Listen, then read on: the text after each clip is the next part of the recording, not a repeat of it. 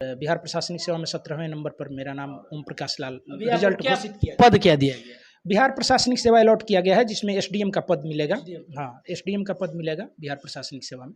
Sir अगर आप जब तो मैं ट्रेन में पढ़ते हुए आईएएस का पीटी निकाला बक्सर में रहते ही। मेंस भी मैंने बक्सर में तैयारी करके ही दिया, और मेंस भी मैं बक्सर से ट्रेन पकड़ के जाता था पटना और मेंस दे करके चला आता था। एक बार तो इसी ट्रेन के चक्कर में मेरी परीक्षा भी छूट गई बीपीएससी की।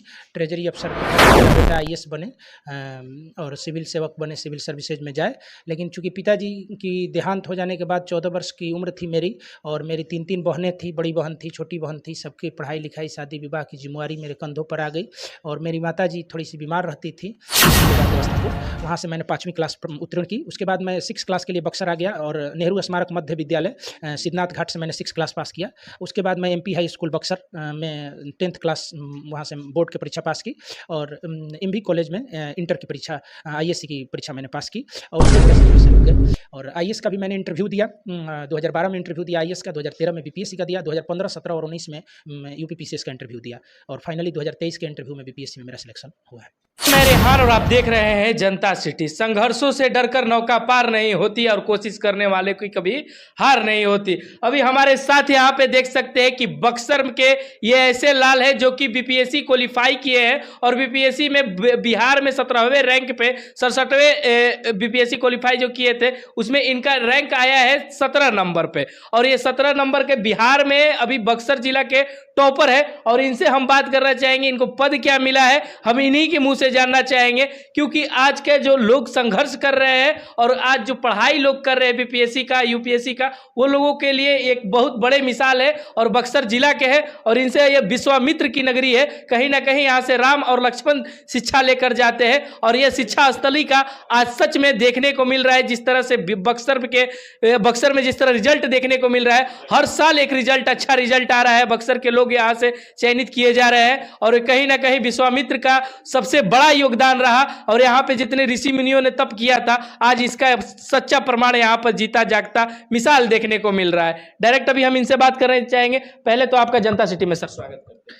बहुत बहुत धन्यवाद आपको। सर आप अपना पहले परिचय।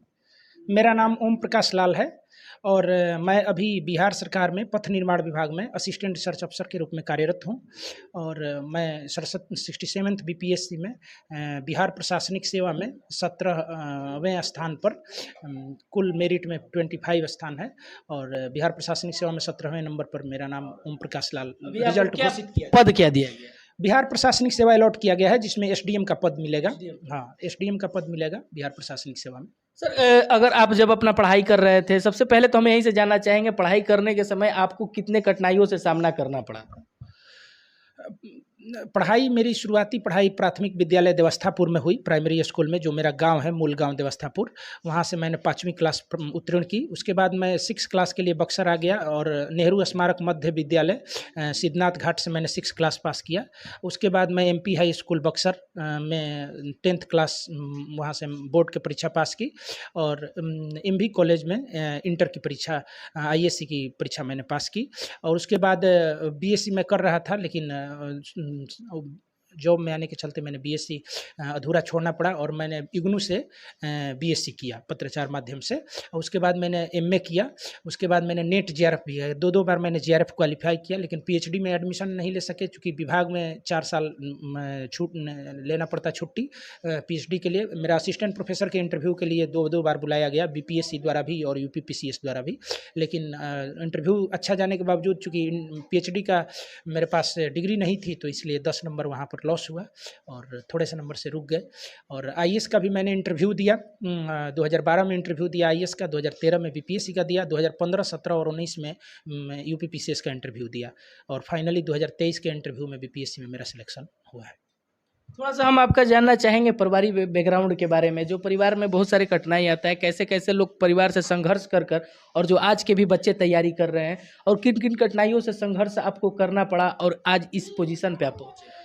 मेरी पारिवारिक पृष्ठभूमि, मैं साधारण परिवार से बिलोंग करता हूं, पिताजी लैब असिस्टेंट के रूप में कार्यरत थे बिहार सरकार में, और मैं 14 वर्ष का था तो मेरे पिताजी का देहांत हो गया। और पिताजी का ही सपना था कि मेरा बेटा आईएएस बने और सिविल सेवक बने, सिविल सर्विसेज में जाए। लेकिन चूंकि पिताजी की देहांत हो जाने के बाद 14 वर्ष की उम्र थी मेरी, और मेरी 3 बहनें थी, बड़ी बहन थी, छोटी बहन थी, सबकी पढ़ाई लिखाई शादी विवाह की जिम्मेवारी मेरे कंधों पर आ गई। और मेरी माताजी थोड़ी सी बीमार रहती थी, उनको कई बार ऑपरेशन या दवा या मेडिकल केयर की ज़रूरत होती थी। तो इसके चलते मेरा बक्सर में रहना ज़रूरी हो गया घर पर, और इसके चलते मैं कहीं दिल्ली और इलाहाबाद शुरू में जाने के नहीं सोच पाया।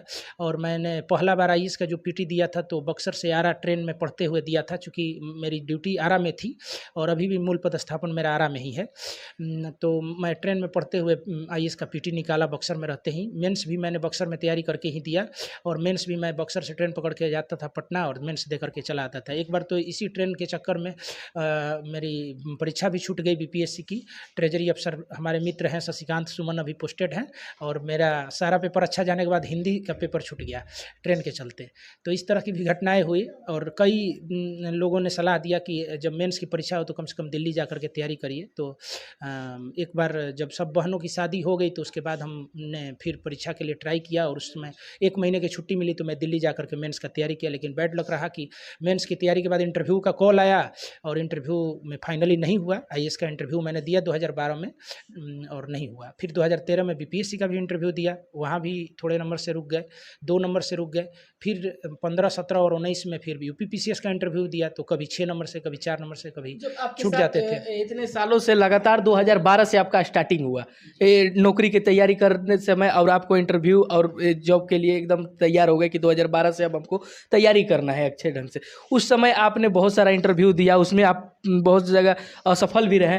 जब असफल हुए तो उस समय आपका कितना मनोबल नीचे गिरा, और उस सफल क्या लग रहा था कि जब हम असफल हुए, क्या लगता है कि आगे तैयारी करना चाहिए कि नहीं करना चाहिए? सर, और परिवार का भी जिम्मेदारी आप ही के ऊपर था। ये 2012 में मैं इंटरव्यू में पहुंचा था। मैंने पहला बार जो दिया था उससे बहुत पहले 2006 में दिया था, ठीक है। तो उस समय मैंने मेंस दिया था, 2006 में मेंस दिया था, और 2012 में तो इंटरव्यू में पहुंचा था। तो ये 15-16 साल की जो प्रक्रिया है 17 साल की है। ये 17 साल का संघर्ष है जो अभी अंतिम रिजल्ट के रूप में आया है। तो संघर्ष कहा गया है कि सही बात है कि संघर्षों से डरकर नौका पार नहीं होती, और कोशिश करने वालों की कभी हार नहीं होती। कोशिश करते रहे, इतने कड़ी मशक्कत के बाद भी। घर में माँ का भी, दवा का भी जिम्मेवारी आपके ऊपर था, और बहनों का भी जिम्मेवारी आप ही के ऊपर था, और घर के सबसे बड़े भाई भी आप ही है घर के और घर का सारा जिम्मेवारी पापा के जाने के बाद सारा जिम्मेवारी आपके ऊपर हो गया, और घर चलाना था, बहन का शादी भी कराना था, और